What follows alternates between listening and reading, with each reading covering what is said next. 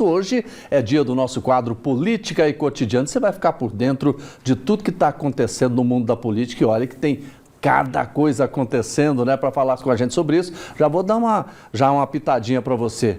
Prisão domiciliar de Jair Bolsonaro. Quem vai comentar sobre esse assunto e outros também é o professor Marcos Marinho. Professor, está tudo bem com o senhor? Vai levar mais uma semana, eu sigo bem. Você está bem? Ainda bem comigo está tudo bem, mas para uma galera aí está cada vez mais complicado, né, Jordevar? Que galera é essa? Então, a gente teve aí ontem a decretação da prisão domiciliar do Jair Bolsonaro e é importante a gente lembrar que não é pelo julgamento da tentativa de golpe. É uma outra ação que está sendo movida, que ainda está em andamento em relação à atuação do Eduardo Bolsonaro contra o país lá nos Estados Unidos, e sendo financiada pelo Jair Bolsonaro, que ele até falou que ele mandou dinheiro para o Eduardo. Então essa está em andamento ainda, mas como deu risco de fuga, o Alexandre de Moraes tinha já dado algumas sanções ao Bolsonaro, ele descumpriu, já foi chamado aos advogados, falou, não pode tal coisa, mas isso aqui pode, não pode. Aí novamente o Alexandre falou, isso aqui não pode usar a rede social sua e nem de terceiros. No final de semana último, agora no domingo, tiveram as manifestações. Teve aqui em Goiânia, teve em São Paulo, teve no Rio. E ele mandou vídeo, né? Pois é, ele sabia disso. Ele sabia. E ele sabia que ele estava fazendo coisa que não deveria fazer. Ele queria essa decisão da prisão domiciliar? Então, Jordevar... Vamos trabalhar o bastidor. Sim. Vamos lembrar que o Bolsonaro, ele sempre escalou o confronto com o Supremo. Ele nunca foi de cumprir regras, regulamentos e normas. Isso é a história do Bolsonaro desde que ele era militar. Tanto ele quase foi expulso do Exército. Isso é histórico, isso é fato, tá, gente? Em relação a esse descumprimento último agora, o que a gente pode ponderar? Em setembro, é muito provável que o julgamento da ação penal sobre a tentativa de golpe venha a termo, né? Tem gente que diz que em setembro vai acabar essa história.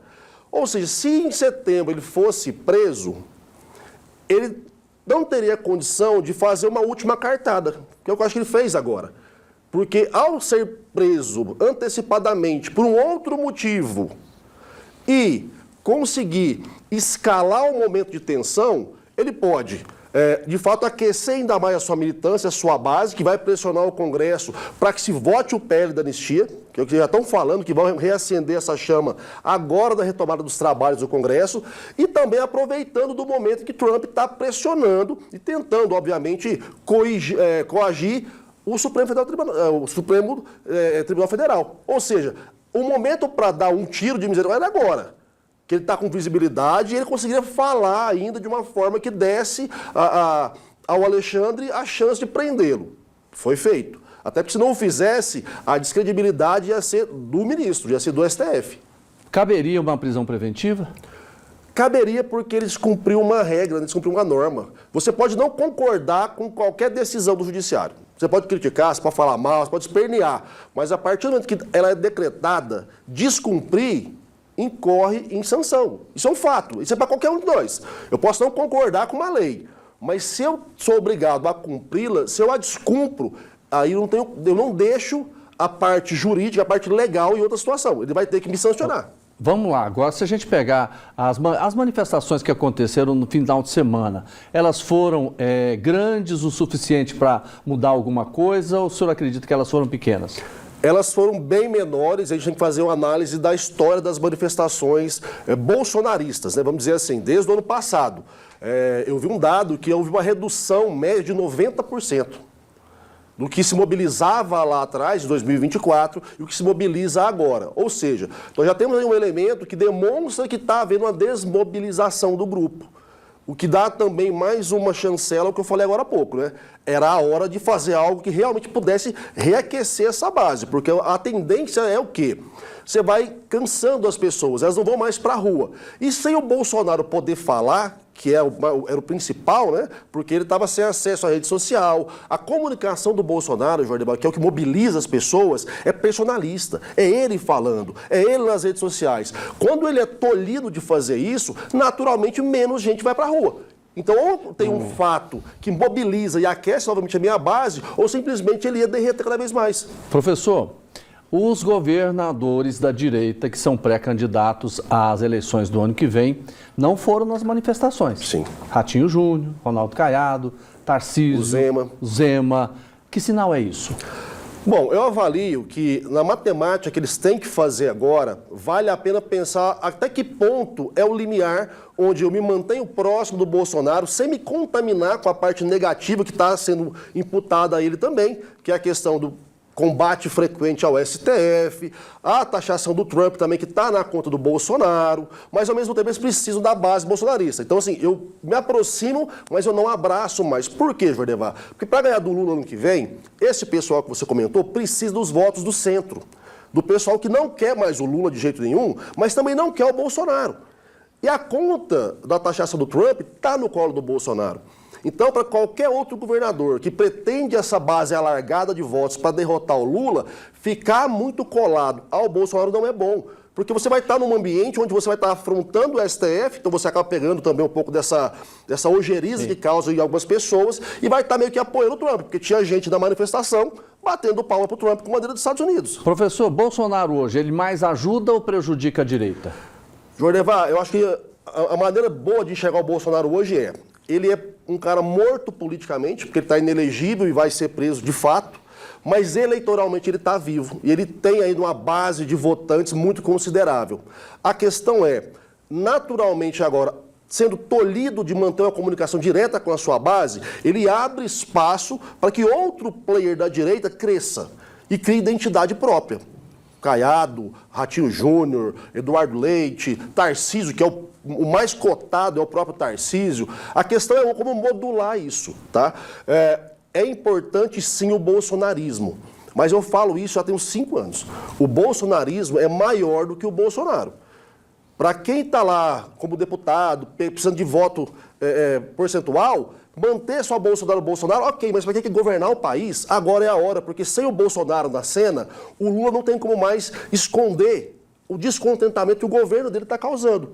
Porque antes era fácil, eu estou descontente com o Lula, Bolsonaro, virava o seu holofote para o Bolsonaro. Sem o Bolsonaro, o governo está exposto.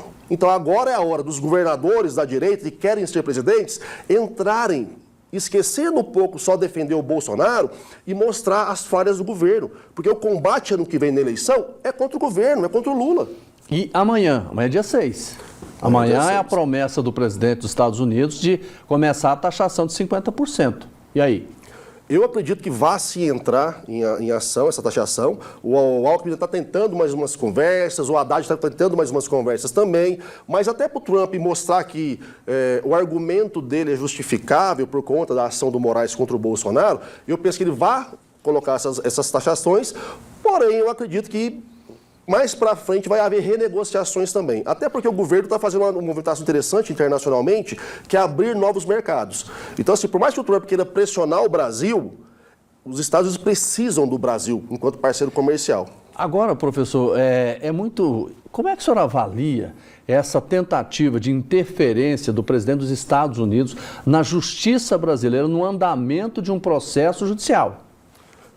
Para mim, esse é o único ponto pacífico de toda essa celeuma causada do Brasil atualmente.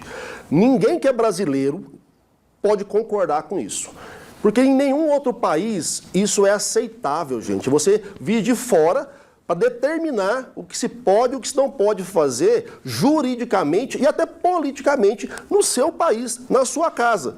Imagina se fosse o contrário, se fosse outro país. Imagina que daqui a um tempo ele pode se achar novamente no direito de determinar o que nós vamos fazer na nossa casa e taxar de novo, dar mais uma sanção. Então, assim, para mim, quem é brasileiro de verdade, não bate palma para Trump, não concorda com taxação, porque não faz sentido, professor, gente. Acaba de chegar uma informação divulgada pelo site Metrópolis que um grupo de senadores bolsonaristas acaba de ocupar a mesa diretora do Senado, dizendo que não vão sair de lá enquanto não tiver uma posição mais firme com relação à prisão. Damares Alves, Jorge Seife, Eduardo Girão, Magno Malta, os senadores bolsonaristas todos já estão nesse momento ocupando lá a mesa diretora do Senado.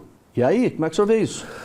Bom, a estratégia bolsonarista, né, ela sempre é a estratégia do barulho, é a estratégia da reverberação mais agressiva.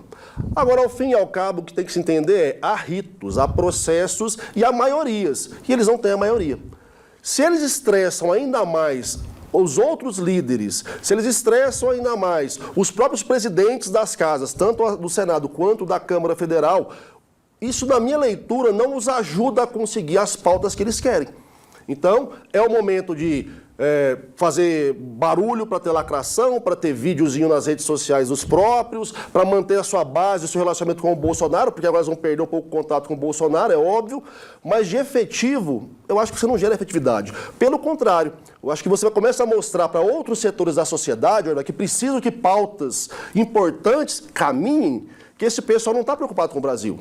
E aí, novamente, estão dando para Lula e para o PT a chance de se reeleger no que vem no primeiro turno. E é uma eleição que eu já venho falando aqui com você há algum tempo, está na mão da direita. Damares Alves disse até para o Metrópolis que não pretendem sair nem quando o Alcolumbre chegar lá para ocupar a presidência do Senado. Tá? As imagens aqui estão lá ocupando a mesa do Senado e prometem não sair. Professor, vamos acompanhar tudo de perto. Senhor, mais uma vez, muito obrigado. Eu agradeço, mais uma vez estou à disposição de toda a audiência nas nossas redes sociais e hoje à noite tem Política e Cotidiano aqui na PUC TV às 22h30. Então, bora continuar o assunto por lá.